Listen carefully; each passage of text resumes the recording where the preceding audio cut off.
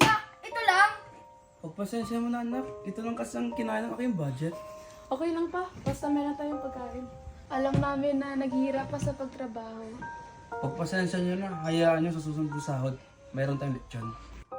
Hayaan niyo na mga anak. Alam niyo naman ginagawa ng tatay niyo yung kaya niyang gawin eh. Pa, kain ka na. Sige lang anak, makita lang kitang kumakain, busog na ako.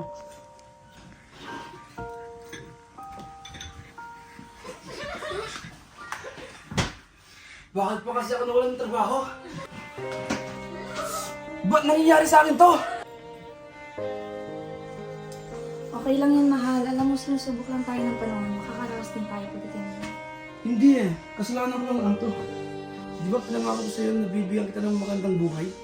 Pero nangyari ang lahat ng to. Kasalanan lahat ng to ni Joseph. Ba't pa kayo sa dumaling sa buhay natin?